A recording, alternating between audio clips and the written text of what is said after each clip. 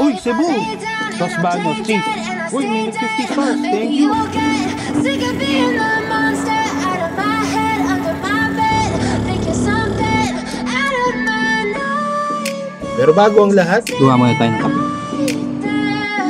But if I lay down and I play dead and I stay dead, then will you get bored of killing? Kamusta mga Chief? Welcome to another episode of our Moto Cooking Travel Show, where we combine our passion for motorcycle travel, cooking, and the art of filmmaking. For today's episode, nandito tayo somewhere in Ternate, Cavite to cook 3 recipes. The first one is the black pasta or pasta negra. And the second one is golden fried rice. And the last one, pagsasama-samahin natin tong tuyo, tsaka tong chocolate bar, Cadbury, para sa ating breakfast.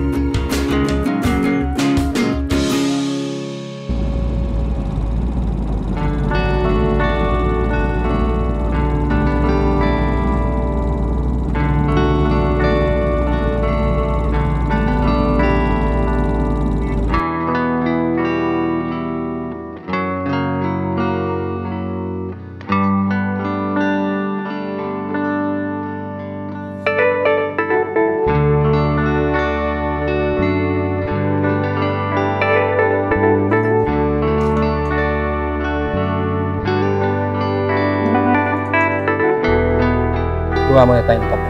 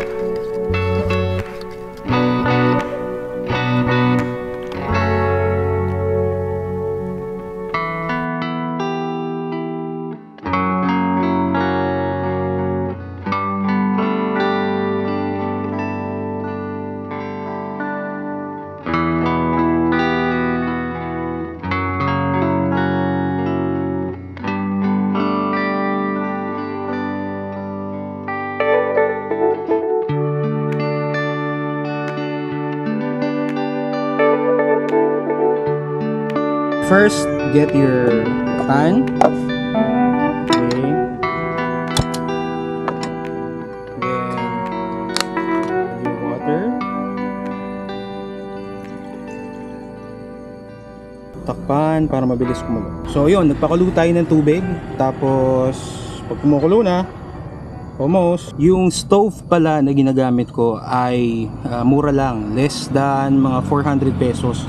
Pero ang maganda dito sa stove na to ay meron na siyang built-in windproof. Kasi nung una ang ginagamit natin ay yung stove na walang takip dito. Eh since we're cooking outside, lagi siyang hinahangin.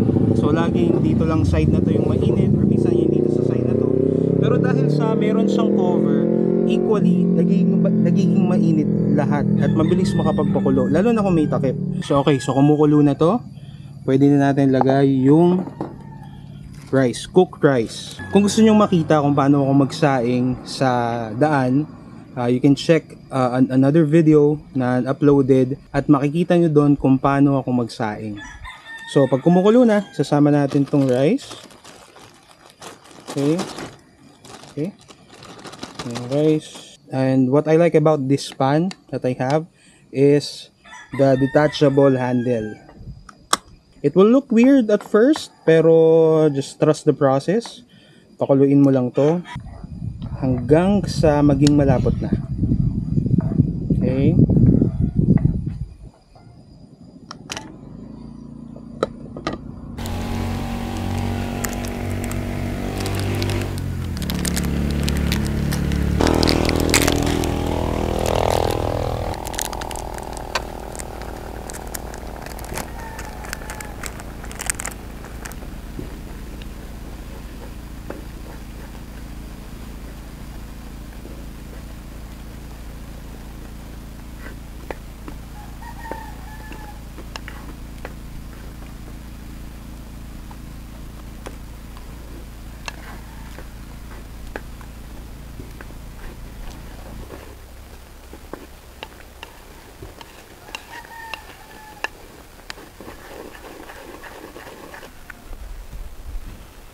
Yun. Okay, ngayon piprito natin yung tuyo.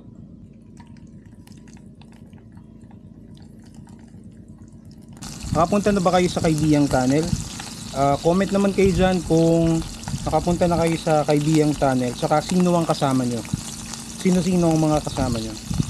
So yun, we're just frying the tuyo for our champorado hack. For me, hack siya kasi hindi mo na kailangang, ang bilis lang lutuin talaga, promise.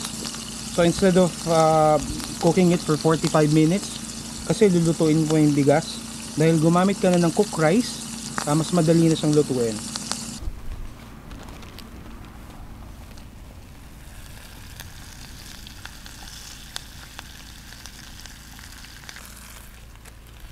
Okay.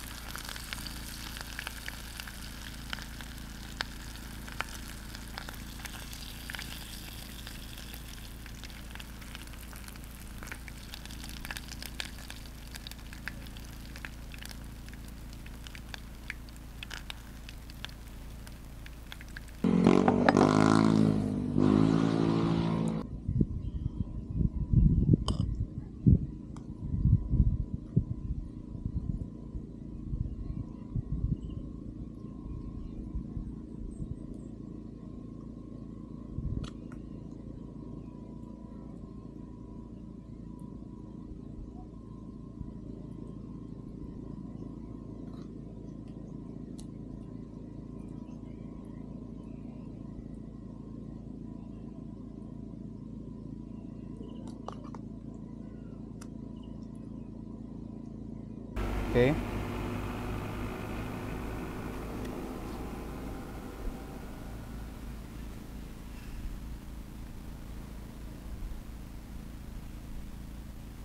Powdered milk, hindi pwedeng mawala, and your tuyo. Okay, kung di mo trip ang tuyo, kung di mo trip yung tuyo, okay lang din. Dati hindi ko rin trip yan eh. So yeah, that's it.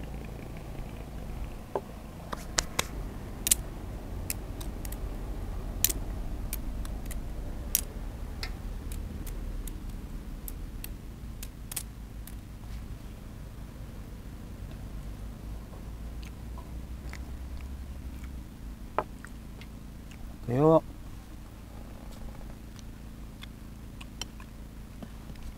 Damn. Kung pwede, pare. Legit yung bibiro, pwede. Partner mo ng tuyo.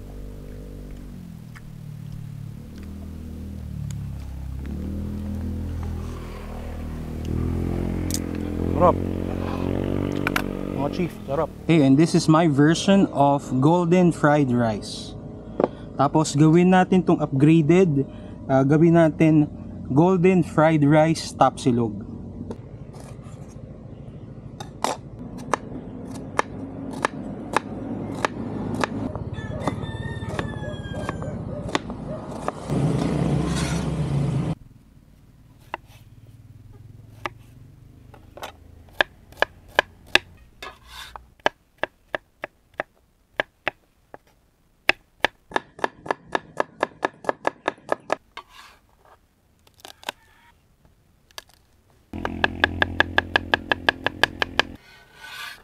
So meron ako isang itlog dito na basag kasi papunta dito. So we need 1 whole egg, and then crack natin to. We also need rice. Okay, open your rice. Tapos lalagyan natin to ng 2 egg yolk. Ito yung isa. Okay, ito yung pangalawa. Lagyan natin yan ng mga pampalasa. Okay, so set aside muna natin to. Lagyan natin ng white pepper. Salt. This is salt. Lagyan natin ng salt. Tapos, lagyan natin ng pepper.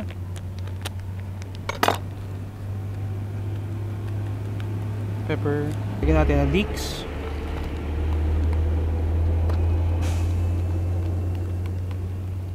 Tapos, lalagyan natin ng konting sesame oil. Okay, sesame oil. Tapos, close yung bag.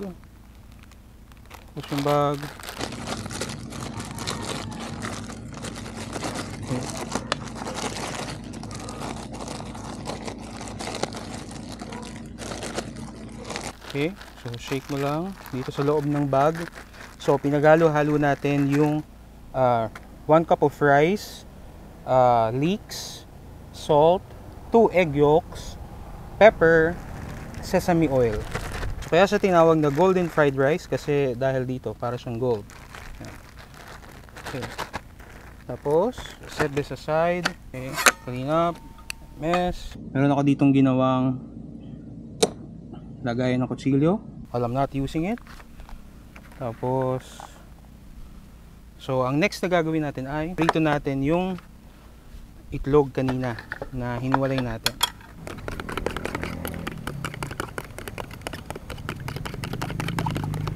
Put salt and pepper. Okay.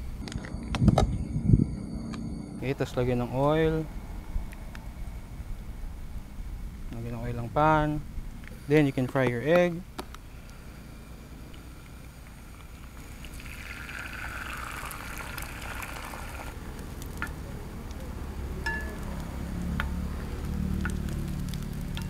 Lagyan natin dito. Put itong ginawa natin kanina na mixture ay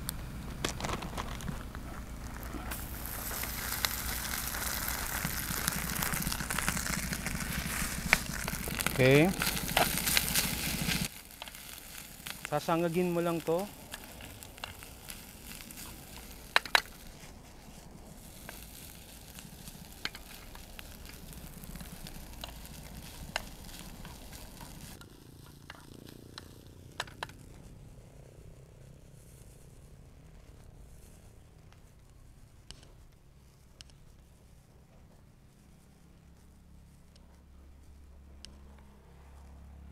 And that is it. Ayan na. Pag nagsisizzle na siya, yung parang natutusta na, okay na yan. Goods na yan. Plating. Mixin muna natin to. Natin dyan. Natin to dito. Tapos okay, and this is my version of golden fried rice. Tapos gawin natin tong upgraded. Gawin natin golden fried rice tapsilog. So, Torres Food Philippines provided us a few sample of their products para i-test out natin. Hindi ko sila kilala. They reached out to us and they said they wanted to send us a few products. Nung nakita ko yung produkto, masarap. Natikman ko kasi. And ito yun, ang paborito ko so far is the beef tapa flakes original. So buksan natin to. Okay. So gagawin nating upgraded yung golden fried rice natin. Lalagyan natin ng okay. Lalagyan natin ng okay. Alright. So tikman natin to with our golden fried rice. Nakita nyo kung gaano kadali lutuin yung golden fried rice. Sarap. Legit, no joke. Sarap. Sarap. Tapos dito ako kakain sa magandang view.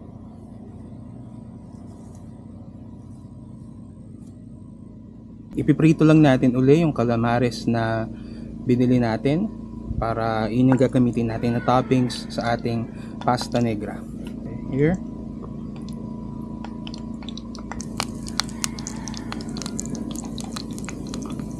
Actually, mas maganda na i-refry ito dahil para siyang naging second frying, 'di ba? Pag second frying, nagiging crispy talaga yung batter nung fina-fry. So parang ganito 'yun.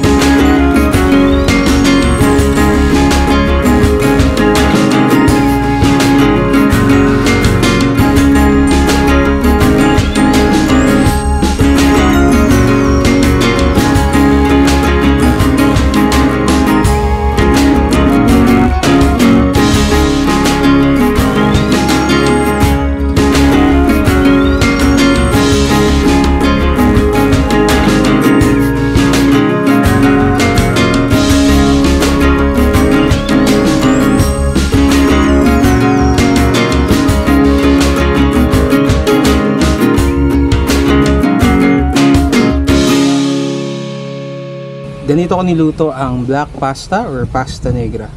Okay, first time ko to.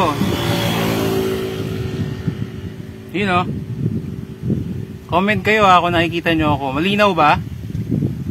Please comment. You know.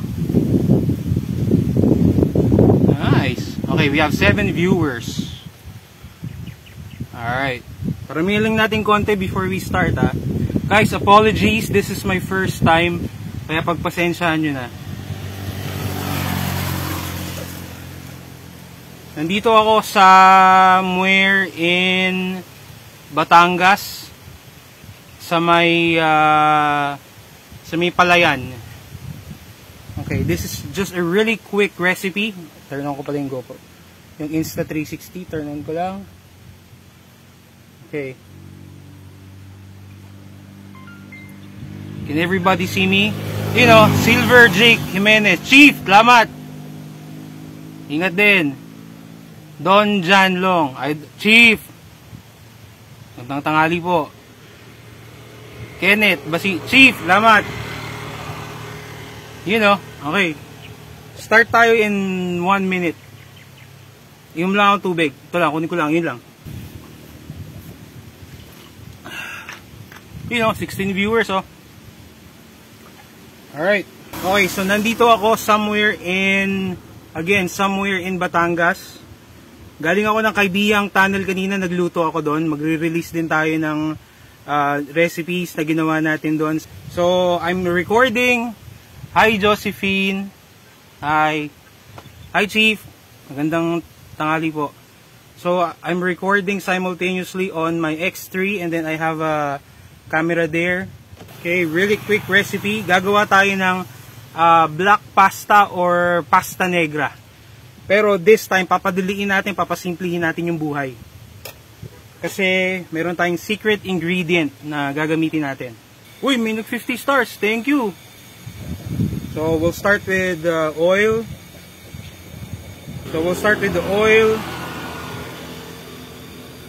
Kanina, nag-chop na ako ng onion and garlic. So, we'll add the onion and garlic right away.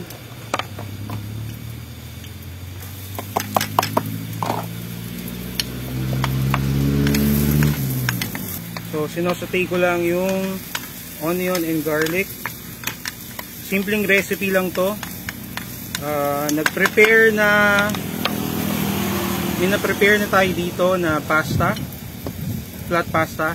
Chief Don. Balita.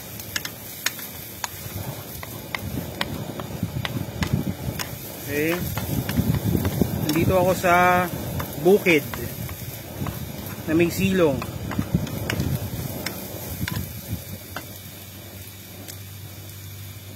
Thank you, Chief. Chief Miguel.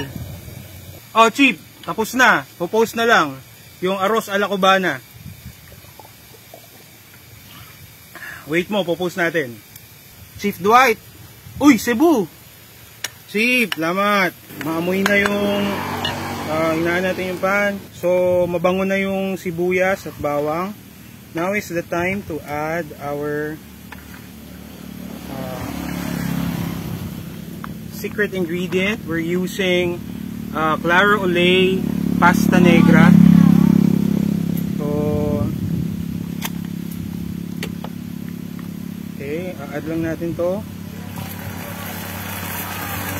Okay, pasta negra.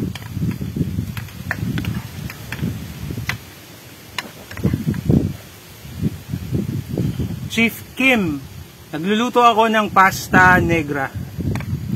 So, napakasimple lang ng proseso nito. Kung kaya ko itong gawin sa ibabaw ng motorsiklo, take note ha, nasa ibabaw ng motorsiklo ako nagluluto. Tapos, nandito ako sa gilid ng kalye, tapos sa likod ko palayan. Ngayon, pwede mo itong lagyan ng hipon, pwede mo lagyan ng puset na hiniwa. Pero, ang i-add natin dito calamares. Nagluto tayo ng calamares. Ready na, nandyan na. Itatoppings lang natin. Shout out kay Boss Don Vincenzo from Los Baños. Chief James. Ayun.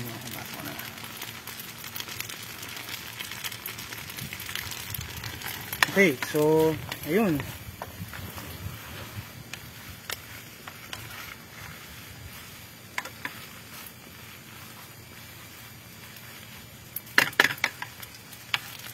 Okay. Patay yung pan. Okay.